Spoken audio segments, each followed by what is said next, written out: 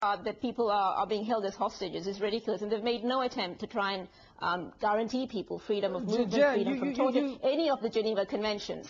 You speak of incentives. I mean, what does it really take as an incentive? I mean, just imagine the people are trapped there in the war zone in the midst of a crossfire. Let me put it to you. It's just beyond having any incentives. Yes. It's just...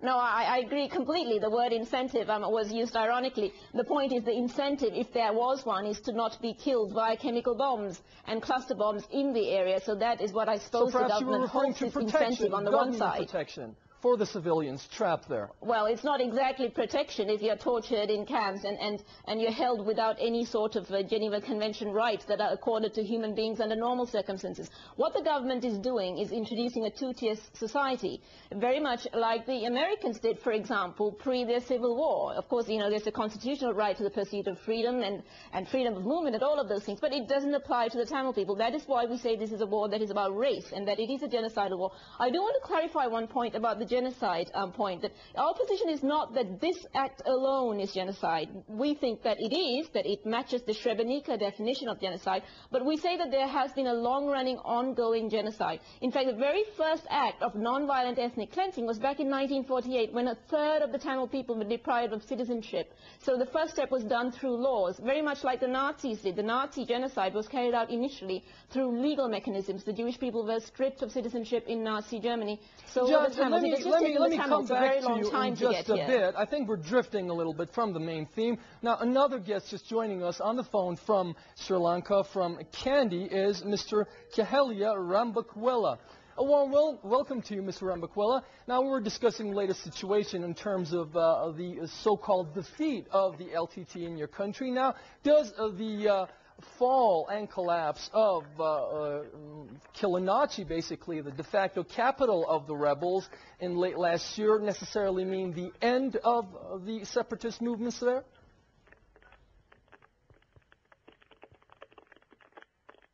Well, if I hear you right, I think asking me about the liberation operation that was carried out within the last few months. And no, as a matter of fact, sir, Kehelia, I was asking you about if you believe, as the government claims, the end of the rebels is pretty near.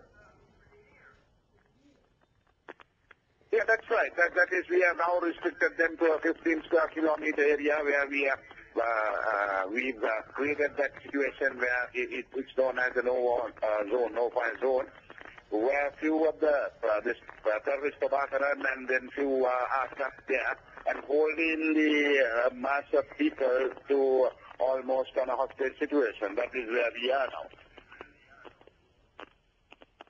Right. Now, let me come to you again, Hugo. Now, is it not true that underlying this military conflict that's been going on for a number of years is a major ethnic-based political problem? Now, how do you see that unfolding? I mean, if we suppose that the military defeat were to be true, how can the government, if there was a will to do that, really address that root cause of the Tamil political problem? Well, I think that is a major problem, and I don't think there's going to be any easy solution to it. Both sides are very entrenched at the minute, and the history of the Sri Lankan government hasn't been very good. But before we just jump into the future, I don't think it should be assumed that the end is so immediate as you anticipate. And most importantly, I appreciate the British government position is that there are 200,000 people trapped, held hostage, and there is another population that is living happily under government control. I have to say, it's a shame there are no independent journalists there, but as a relatively experienced criminal practitioner, it's difficult to see how 200,000 people can be held hostage by a force the size of the Tamil Tigers. And without some sort of independent verification, it's difficult for fair-minded people to be convinced that these people really are being held hostage. And the suggestion is that the reason they are there is because the alternative, namely living under Sri Lankan government control, is even worse than where they are at the minute. And until the Sri Lankan government recognises that that and accepts that. And until the United Nations and the international community recognise that there is a real problem for the Sri Lankans, the way they are not treating the Tamils fairly, until that is all out in the open, and, for example, the LTTE should be removed as a proscribed organisation, because if you have a proscribed organisation, then you can't have dialogue, and if you can't have dialogue, you don't have peace. So the short-term answer is stop calling the LTTE terrorists, stop making them a proscribed organisation, and talk, and stop shelling the Tamil population. Jen, do you agree with the gentleman that there is a chance that since there is no independent verification body there, no media outlets are allowed there basically, the truth of the matter might be somehow or somewhat concealed or mischaracterized, and if so, is there a chance that the proportions of the humanitarian dimensions of this crisis could be kind of blown up? Well, no. What I do agree is that the truth as put to us by the government certainly is problematic, and if they had nothing to hide, they would allow the independent media in. But as a Tamil, I don't feel that the truth is problematic for me, because I do have Tamil media, and I trust Tamil media as a British Tamil. So I have no issues with looking at Tamil media, and there are people reporting via the Tamil media every day from the war front at great cost to themselves. I'm disappointed in the international media, but that's a difficulty that we have. So we have to rely on the media we have, and I don't think the casualties are exaggerated at all, because we have seen the photos, we have seen the evidence, we've got reports from doctors, from government agents, from every kind of Tamil professional in the area, and we have those reports.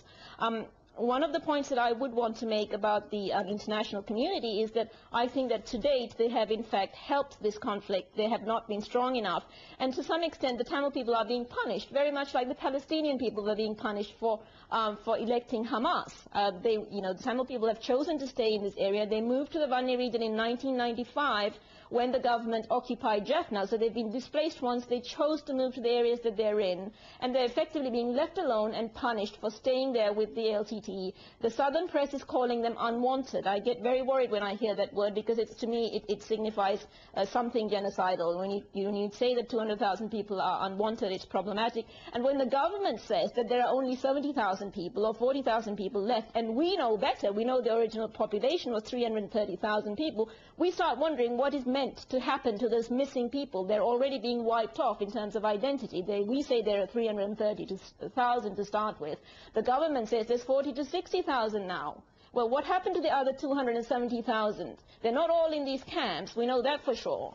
Okay. So obviously they're either... On that note, let me go to Candy and to Cahelia. Cahelia, now you heard the other guest speaking of the situation. Now, the rebels, the Tigers, have said that they are open to a negotiated truce with the government, but on no circumstances will they lay down their arms. Now, does this signify strength on their behalf or some sort of weakness?